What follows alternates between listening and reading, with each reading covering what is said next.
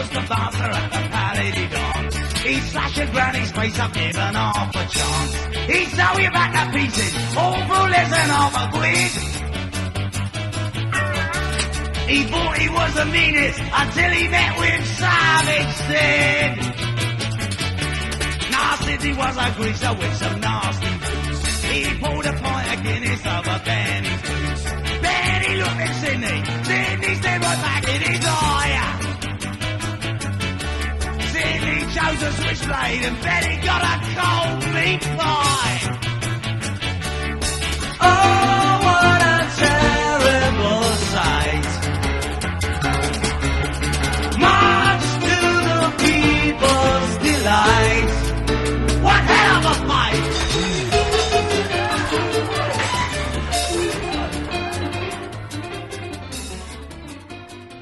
Oh, and I have Manticore members with me. I have Robert Soul, I have Robert Shepard, and I have John Cristando. Thank you. I guess I'm just a little flustered here, but it's so good to see you guys. What have you been up to? I've been trying to get Skype working. What have you been doing? This has been so fun, people. We were trying to get 3 people on the Skype for the longest time, but we're all here. How you doing? How you doing up there? Good. How are you? Doing good. And so let's see. So what are you guys up to right now? As far as I know that you can't really do any shows, or are you? Well, we just finished a really successful Prague stock show 2 weeks ago. Yes. And I think it was successful. Everyone that heard it told us it was successful. It was so I'm presuming it sounded and looked good. It did. It was absolutely excellent. Yeah, we didn't see it. So, aside from that, we've got a show coming up in November that has not been canceled yet. Ooh. Oh. So we've got a show on November 21st up at the Strand Theater up in Hudson Falls, New York. Oh, okay, everybody. Yeah, now. I've spoken to Jonathan, the owner, and as of now, like he has to see what the state says, but he's been streaming shows from his stage. So I'm hoping that even if we can go up there and stream a show, that'll be something. So make sure everybody puts November 21st on your calendars. I'm going to do that right now. Me too. Yes. Yeah, Bob, you're invited. Diane, book your flight. Too. Oh, well, I wish I could, but I think I'll still be in recovery. Yeah, So, you will. Me too. Yeah. What better place to recover than Hudson Falls, New York? Yeah. I'm telling you, there's no better place in the world that I would love to be in than be able to sit there among you guys and hear you play in person and wear my mask, my Manticore mask. Of course. I've made up my mind. I'm going to be playing Manticore's ELP music. I haven't decided which one, but I'm going to be playing that on my phone. Okay. I'm going to be wearing my shirt and I'm wearing my mask. And I'm going to ask the nurse to stream it live as I'm coming in. And just let's just take it as far as we can go. So. Well, just don't start associating us with hospital visits. You know, we're there, like every time you hear us, you're gonna think, "Geez, another hospital." I don't know. We might get a lot of people just kind of doing a little dance in the hallway and saying, "Man, who's got that great music playing? I gotta check that out." That's coming from pre-op. That's a new venue for us, Rob. What's that, John? Maybe that's a new venue for us. Don't dismiss it. Yeah. Good point. Yeah, that's a good idea. You never know. Hospital pre-surgical entertainment. Yeah. That's right. Now, I'm not kidding because I have to come in alone. So I'm going to be definitely having a nurse. I'm going to set it all up on my phone. I already have the music going before I even come in. Start So, setting it up now. yeah, exactly. I know exactly what you mean. Test. But no, I have it all set up. I'm going to be wearing a shirt with pride. I'm going to be wearing that mask with pride. And until they make me take it off, it's staying on. Well, we would like to see that. Oh, you will, because I am going to ask somebody if they would hold the camera, because I'm going to do a live feed. Good. Not Yeah, the taking the shirt off part, just before that. What's that? What was I that, said- Bob? Not taking the shirt off part, but before that, we want to see that. Oh, okay. Oh yeah, I'm going to take it in as far as I can go. Yeah. We respect your privacy. Talk to the doctor, and you should get the whole procedure streamed live. Yeah, with you the can watch music. me get all my drugs and, getting my IV put in. So I, get all that. You can see all the gore and, Absolutely. that'd be great. That'd be so great. And then finally they say, hey, we got to cut it. And I'll say, well, the show that never ends. Yeah. I'll have to take it off and make sure it stays safe.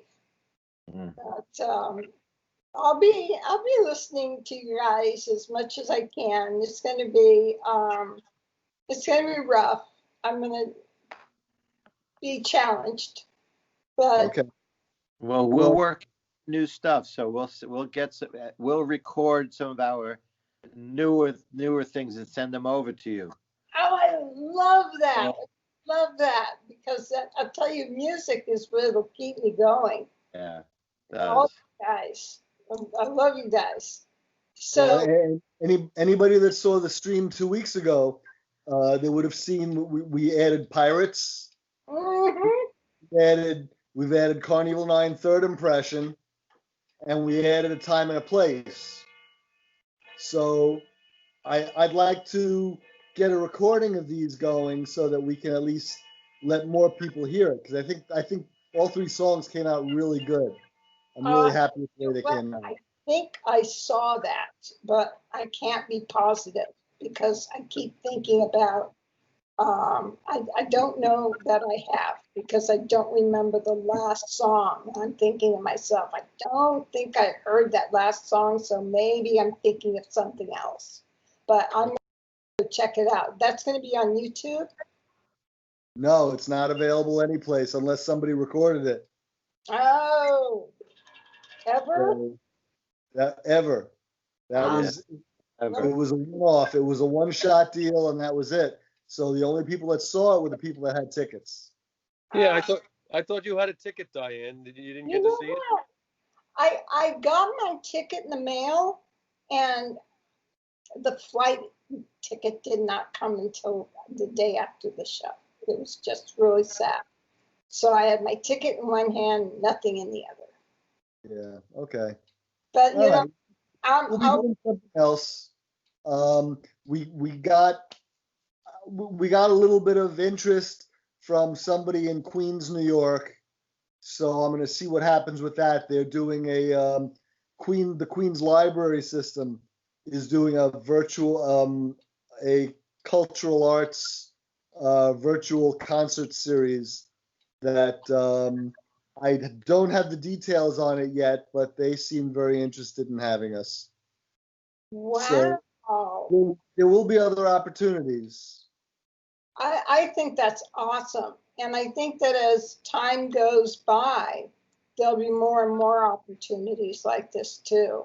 I think people are getting used to having bands stream on stage and things like that I would really love, and I know the Titans folks out there would really love to see more videos of when you perform, and because it's all good. Yeah, well, we're working on it, and meanwhile, we're putting down new material. We're going to be starting to, after the November 21st show, we're going to start working on some more new material.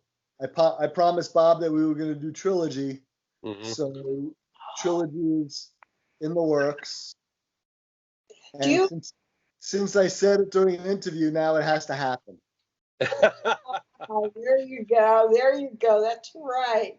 Now, have you thought about selling tickets and having people make a purchase to watch your videos, your performance when you're on a stage and you're performing for streaming? Have that streaming go to. Well, we've thought about it, but as far as November 21st, that's up to the theater owner. So I think he has something set up. I just don't know whether there are tickets that you can purchase or whether it's a free stream. I don't know how he's working it yet. As we get closer, he'll give me information and I'll be able to get it out to everybody. Oh, that sounds great. That sounds absolutely great. That's gonna. Hello. I'm looking over here at Robert. So he looks just so relaxed. We're just taking it all in. So you've been playing around with your guitar. You got any little things you want to, put out there? Or? Yeah, he's got one of those, Paul Bielatovich calls it a training guitar. It's only got 4 strings. Cool. That's perfect. Oh, you talking about the guitar I just put down? Yeah. Oh, yeah. Well, while we were trying to get on Skype, I was already on, so I was practicing while I was waiting. Well, Because that's all I do anymore. I practice. That's right. That's what it takes. Right. You know what you're practicing for? This moment. Yeah. This very moment. This is one of them, yeah. I won't make you. Yeah, and I just got done learning third impression and Pirates. Oh. And now Rob's talking about pictures at an exhibition already. You mean you didn't? You mean you don't have it down yet? No. Hey, come on! Tomorrow night we're playing it. Okay. I only know the Mussorgsky version. Yeah. Yeah. Well, it's funny because I didn't have any interest in learning it, and Paulie B kind of challenged me last week. He goes, "What? You're not doing pictures?" And then he did Keith Emerson's whole keyboard part on his guitar, and that's a challenge I can't turn away from. We have some questions. Oh, okay. Oh, good. Come in, and there's one set of questions from one person that kind of broke it down, and I found it extremely interesting. So, first of all, we have some new members in our group that are unfamiliar with cover bands, with bands that play ELP music. And of course, Manticore is the best in the US of A, and there is no other. But the question is this, and I'm going to ask it to all 3 of you, whoever wants to answer. If you're playing your prog music, what would you be doing, or what would you be playing if ELP never existed?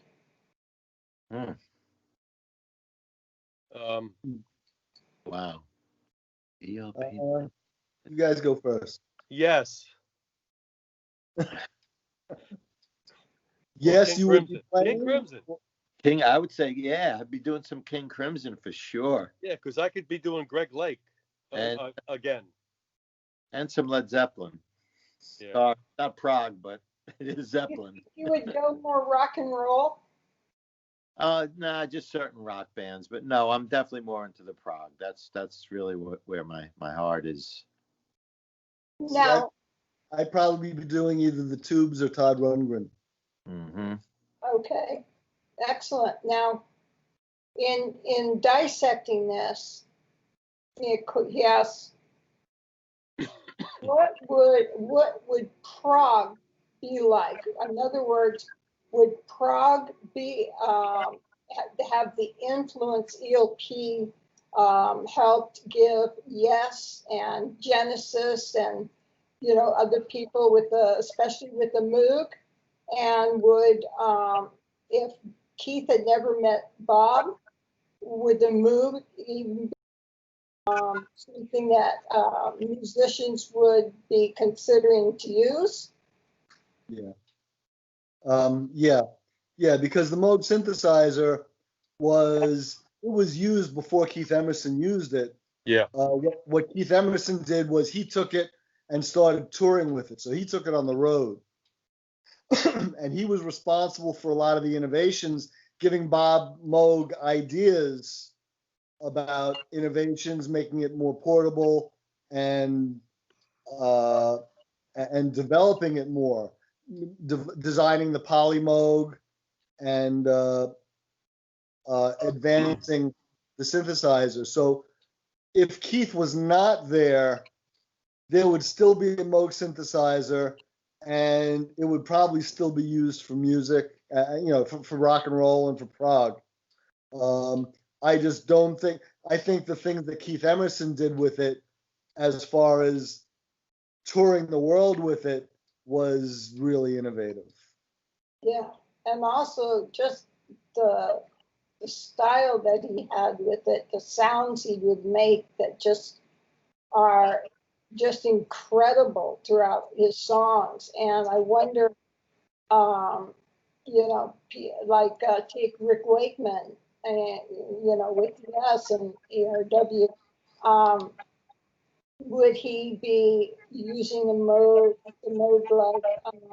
like Keith, as far as his solo where he's shooting off rockets and doing all these things? And I'm wondering, would that image of creativity come to a keyboard player or anyone that uses a Moog? Would that creativity come out of the box and you would go there anyway, or would you not? Well, we'll never know that, but I do know that about a year before the first Emerson, Lake and Palmer album, George Harrison was experimenting with the Moog, and it's on especially his songs. Well, no, it's actually on a bunch of songs on Abbey Road, which was 1969.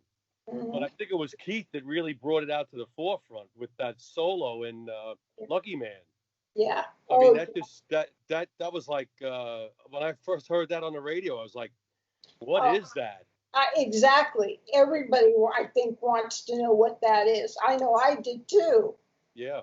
And I think of the way Keith was stabbing, knives into it and writing, putting it over his chest and playing backwards and being such an amazing performer with all this energy and being a front man with the keyboards. And if he wasn't there, would keyboards still be more in the background instead of other bands that bring that keyboard out front? Well, there were others. I mean, Rick Wakeman was a huge showman. He was Yeah. he helped elevate keyboards to that other level too. It was walking on with the shining cape and the whole cockpit of keyboards all around. So if Keith weren't around, there are other keyboard players that would have come to the forefront too. And what about you, John, with the drumming? Yeah. If Carl Palmer wasn't there, would your style be different? Would you look at Carl's playing and go, gee, I don't know anything about it anymore. So what would you do with that, with your kit? Knowing Well, you know, Carl and myself were both big Buddy Rich fans. So that style, that technique, I see a lot of that in Carl, and it's something that I always studied as a kid as well, and kind of grew up with it. So with my style of playing bass, I would say it probably would, because I think I probably would have leaned more toward just sort of like a rock feel. But when I sit down and I do this ELP stuff, it just brings me right back to that sort of that almost like that Buddy Rich feel, you know, like, and a lot of the things that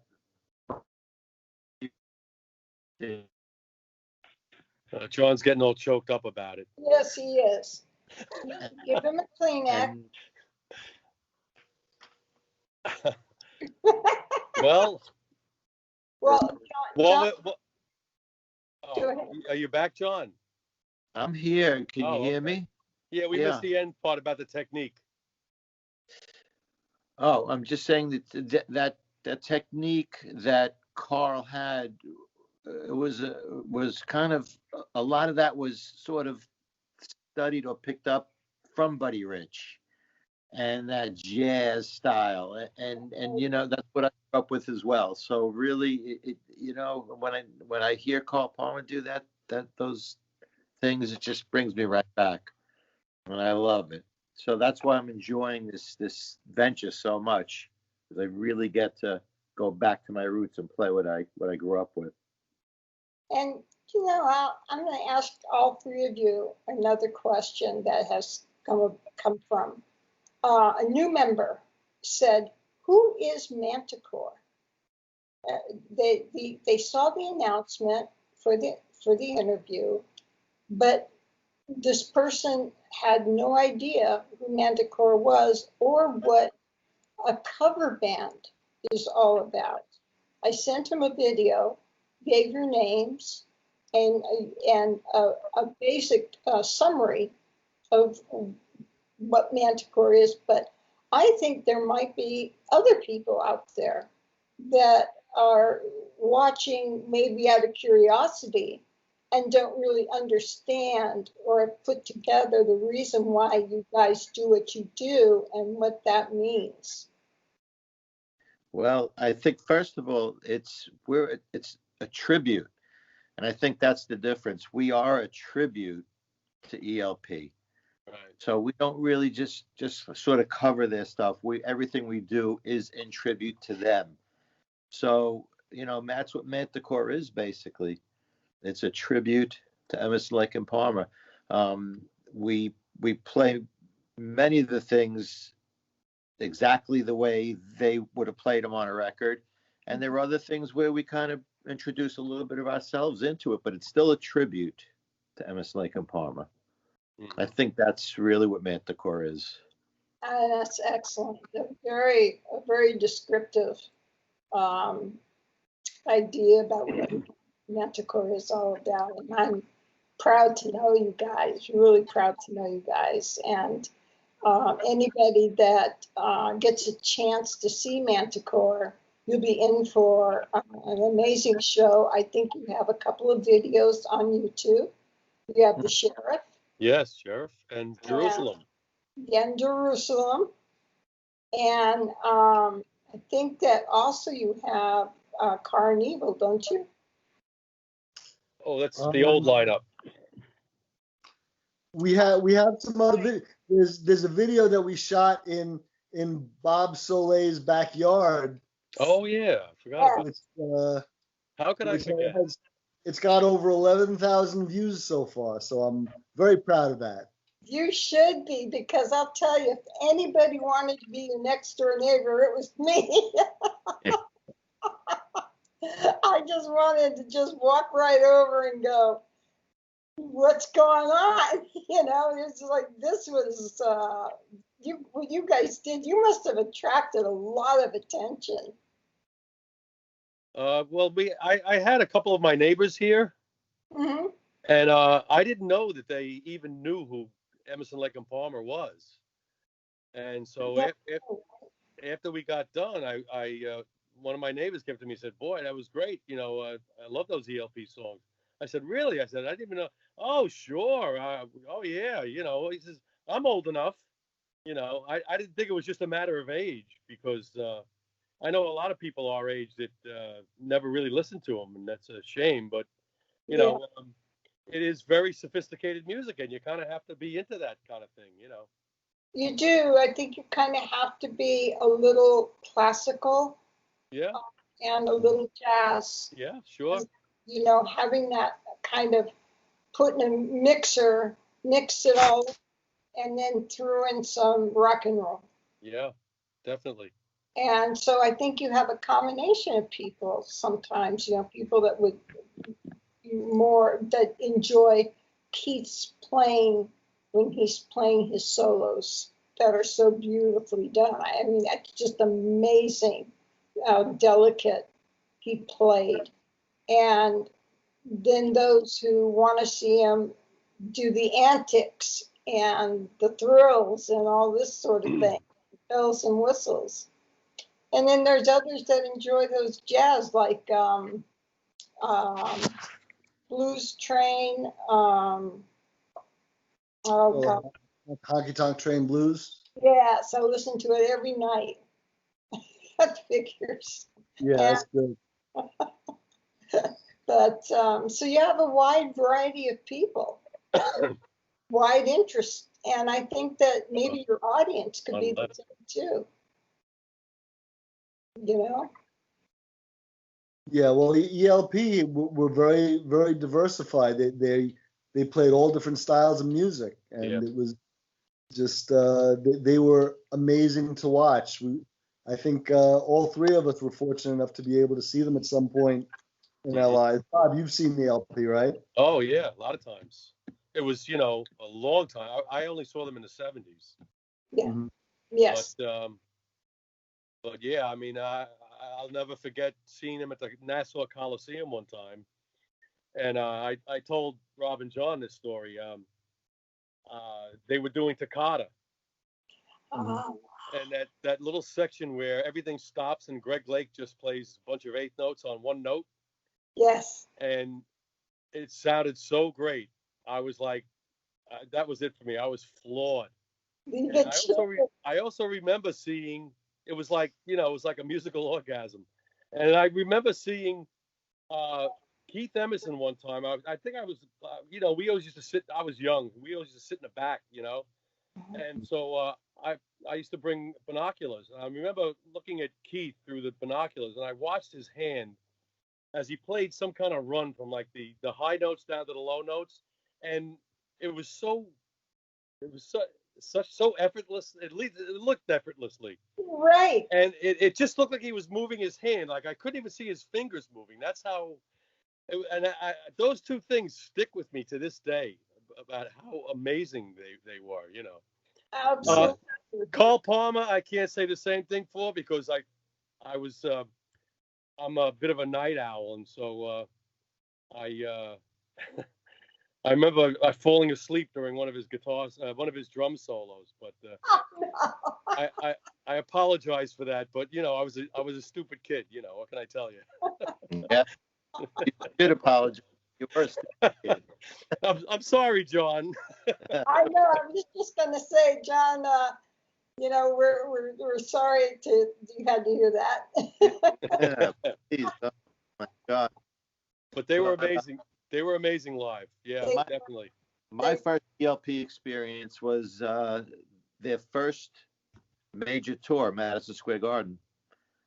Oh yeah. Yeah. Wow.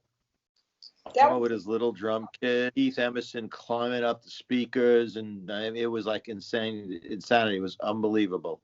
I was just, I was a baby, but it was great.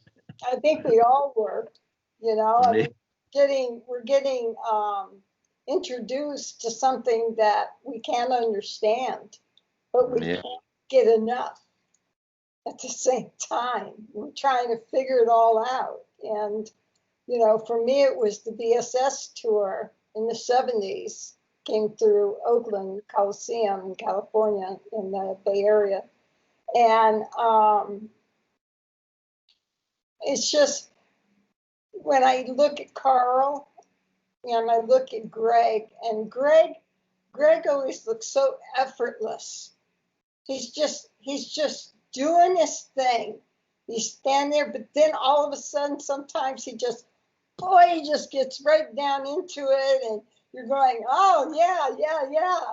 And so there's some different things that Greg does, but Carl's speed on those drums, I cannot imagine how he's counting, how he's able to move so fast and hit every drum right on the middle, right on the head. And Yeah. I don't know how he does it. To this day, I don't know how he does it, especially when he was really young. Tremendous technique. He just has it. Yeah. And he studied. Dyanne, it's like the old joke. How do I get to Carnegie Hall? Practice, practice, practice. That's it. Uber. Yeah. Yeah, absolutely. Well, I hear that Carl started when he was a small boy, 8 or something like that. He was playing the drums, or even earlier than that. And he had parents that were in performing or in the business, and they helped him. They helped him get the proper training, and he I think he really fell in love with the drums. I think the drums were kind of attached to him. Yes. Just like you there, John. Same. Yep. So true. When did you start playing? Probably about that same age, 8 years old. Yeah. Started out in high school and the elementary school, band, and took my private lessons and worked at it. And, that was it. That was my life. From 8 years old on up, that was my life. And it still is. It is. Yeah, it really is. And you're happy. I'm loving it. And I love playing with these guys. Well, you couldn't pick 2 better guys to play with. They're awesome. I love all you guys. And Rob, what about you as far as, you have a big job with the keyboards and pedals and, probably knobs and buttons and things that you have to remember, maybe a computer or 2 that you have to keep track of. How did you develop the skill to start adding keyboards to the one keyboard you were learning on? That's kind of interesting. Usually what I'll do is I'll start, when I'm learning a song, I'll start on one keyboard, like a piano. I'll start with the piano, and then I'll learn the music on piano, and then I'll transfer it to the other keyboards. So, like, for instance, I'm working on Pictures right now, and I learned Promenade on piano before I could transfer it to the organ. And then once I start transferring, then I start programming. So I work the different sounds. But I really have to start usually on one keyboard that I'll play everything. And it's actually kind of fun. So like I'll take Tarkus and I'll practice it and I'll do Tarkus all the way through just on piano. Just to get all the runs correct and everything clean. And then I'll transfer it to the other keyboards once I've got it down pat on my piano. So your piano really is your sole place for learning and maybe creating things of your own. And then the keyboards just kind of come in behind. Yeah, I've played multi keyboards all my life, but for ELP, it's really a process. I can't just everything I do ends up having to be choreographed because I have to know exactly which hand is going where for which parts, and I have to know which direction I'm going to be facing and which direction I'm going to turn. So it's really choreography. Yeah, that's a big project. That's a big task because you're thinking about how you play.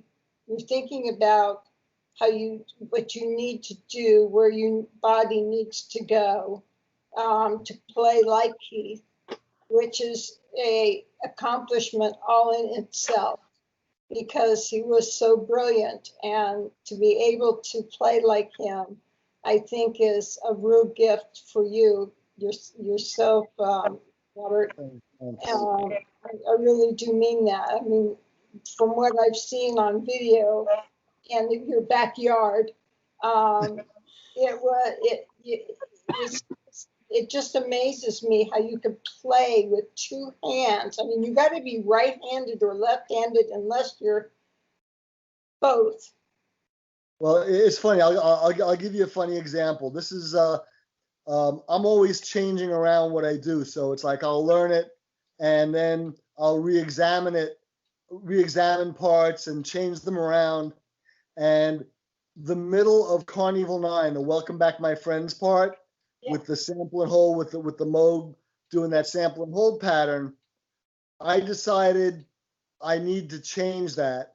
So I used to play that on the top keyboard on my Micron. Mm-hmm. And because we're doing the third impression also, where I do the end of it, that sequenced pattern at the end, also on the Micron, I needed to do the middle of Welcome Back My Friends on a different keyboard. So I've got a Behringer on my right side, and I decided, okay, I'm going to play that middle part on that keyboard. But the problem is I need to play it with my left hand, and the keyboard is on my right side. Oh. So I can no longer get over there. You have to cross hands? Well, I would have to cross hands, or I'd have to retrain my right hand, retrain my left hand to play what my right hand was doing, so that I can now reach over to the right keyboard and play that part. Yeah, I don't know about everybody. Next time, just call me and I'll come over there and I'll do the left hand. Don't knock yourself out.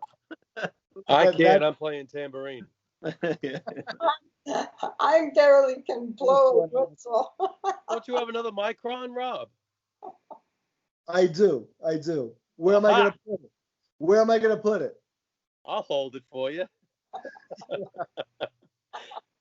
You must have some kind of stand lying around the house. I probably do. I've got everything else. Are any of you others, Rob and John, are you using any of these synths or Moogs for your equipment, for your drums and for your bass and guitar? Yeah, for the drums, basically, I have a Roland Octopad, and I have timpani sounds programmed into there. I have even some gong sounds and bell sounds programmed into there. castanets. That's what I'm using to duplicate some of the things that Carl did. And Bob, I know you have your pedals and things like that. I don't know. That's all. Yeah, I foreign to me. never used to use pedals until I got into this band, and there's a couple of songs that have the fuzz box type of thing. So I went out and bought a fuzz box, and it was making too much noise for John, so I bought a new one. Thank you. And that works much better. And I also, because I play guitar and bass, I had to get some pedals to allow me to switch in the middle of a song.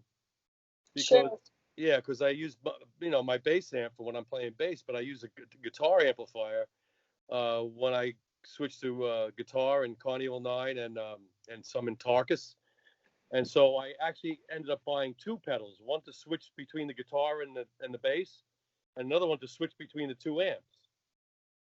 And fortunately enough, I have big feet, so I can step on both of those pedals at the same time. Oh, that's great. Yeah. Well, not that I have big feet, but it's good that I can use it for something. It comes in handy, Instead of just tripping over myself. I'm waiting for you to get the Taurus pedals so you can play the bass in Lucky Man. I didn't talk to you about that yet. Oh, yeah. Okay. Well, let's. Yeah. We'll talk. We'll talk. We will. Well, anything you say here. I'm having a hard enough time putting the fuzz box on and off. You want me to play bass on a pedal? Why not? I'm gonna have to learn. I'm gonna have to practice. Yeah. Right. I mean, it's a challenge for all of us, to be honest. Yeah. This whole thing's been a challenge for all of us. I mean, it's a lot of work to learn all these things. It is. Each have our hands full in our own respect to learn all these parts. And that goes back to what I think John was saying before about how, as a tribute band, we really dig into not just the way they did the music, but how they did it. How they facilitated it. Rob with all his keyboards, and John's got a ton of drums, and and I'm just starting to scratch the surface with all the stuff that I need, and it's an ongoing process. And the more you get into it, the more you find out that they did even more than that. And you gotta, you have to keep on, I look online a lot, and a lot on your group page too, because I know you and the members post a lot of pictures, and I'm always looking to see, what was Greg Lake using on that song, and live, and not that I'm ever going to be able to afford all the guitars he had, but I'll remember that. I'll remember to look for pictures that have pedals. Then I'll get those. Yeah, well, no, that's all right. You don't have to look for the pedals. Yeah, I'll do that just for you. Rob is licking his chops right now. I'll even do close-ups, just the pedals. Yeah, but I did notice just recently on your group page, you posted about 70 pictures of Emerson Lake and Palmer, and I looked through them all, and I was trying to duplicate.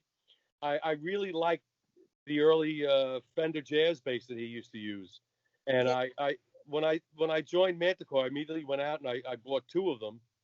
And unfortunately, I got the necks mixed up, but that's okay. But I went so far as to the way they made the jazz bass in the 70s when he bought them or got them.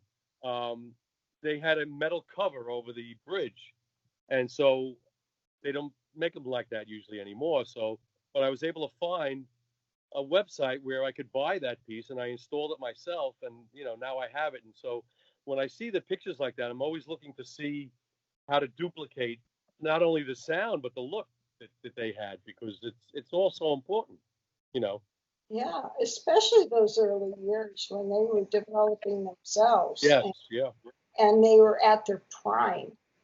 Oh yeah. And they were getting more and more equipment. They were making bigger and bigger sound.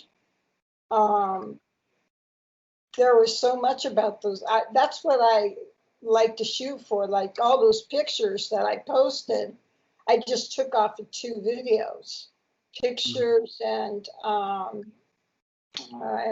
can't remember now what the other one was, but I just take them and try to find ones that I can work with, and then I fix and clean them up, and then I develop them, and then I just pop them all out to you guys so that you can have something, not just one at a time, but just like a book.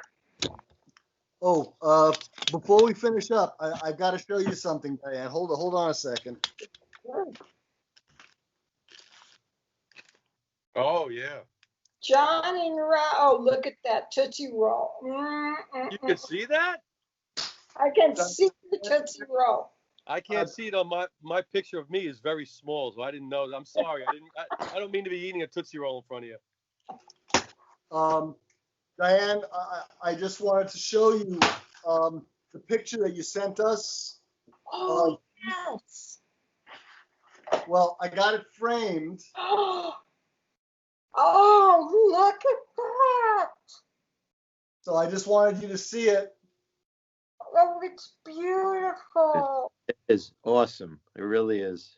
That's what. The framer did a magnificent job with this, and I just wanted you to see the finished product. I'm looking for wall space to put it on, but it's. Thank you so much. Thank you so much for sending this to us, and we really appreciate it. Well, thank you so much for supporting me with the lot of supplies I had to buy. I had to get a lot of different things, and I didn't have to worry about costs. So that was very helpful too. So I thank you very much for that. But I think that belonged with you guys. I really do. I've had it for a while, and it was one of my favorite pictures that he drew it from the picture, and it was just so Keith in such a relaxful state, just writing music. It's at every rehearsal. Yeah. I really appreciated you sending that to us, and I wanted you to see the final framed picture. Beautiful. I love what you did. I love the coloring and style of the frame that you chose. Really works well. Really, yeah, the frame did a wonderful job with it. I think so too. Well, I'm so glad it's in the right hands. It really is. And thank you very much. And I just wanted to thank you again for supporting Manticore. I mean, you're one of our biggest fans, and you do the interviews, and I really appreciate the exposure. And we're trying to continue Emerson, Lake and Palmer's legacy as you are, and I just wanted to thank you because I really appreciate the extra time you put into helping us out.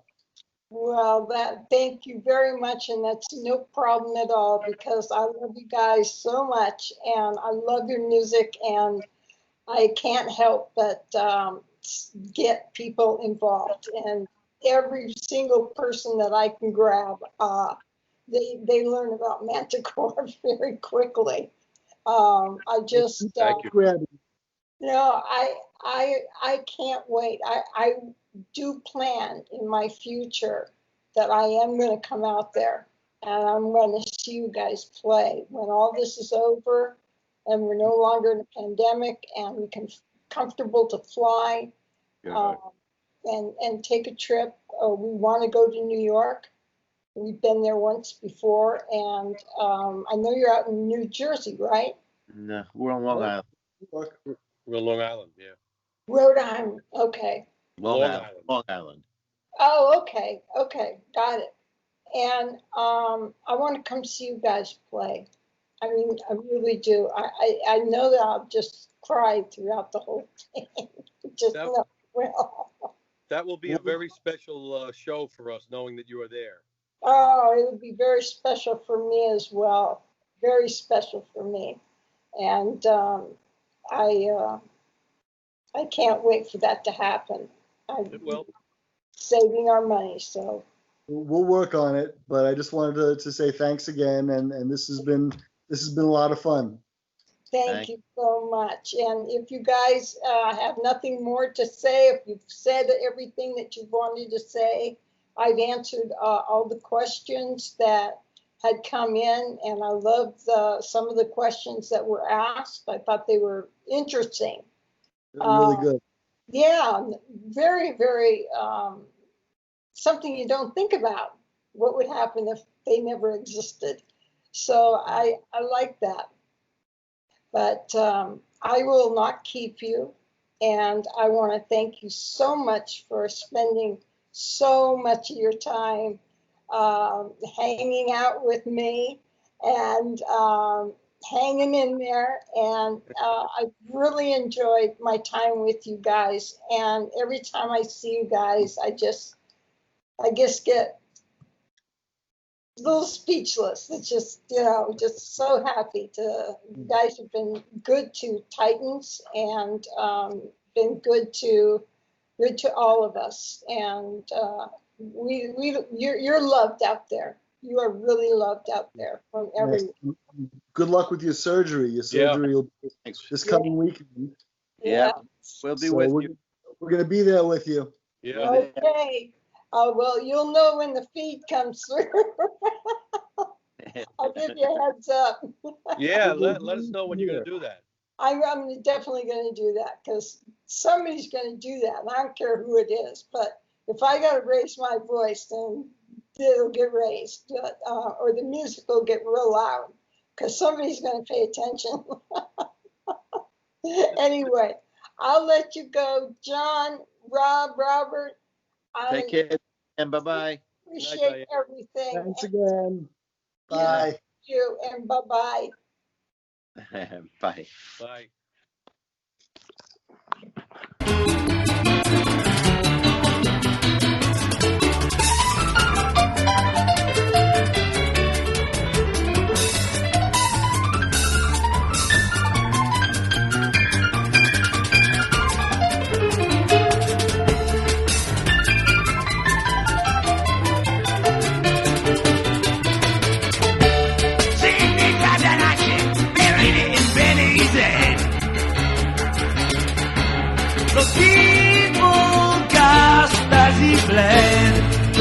The end of the tale. Well, they dragged him from the wreckage of the playing bits. They tried to stick together all the bits that would fit, but some of him was missing. A part of him arrived too late. So now he works for Jesus as the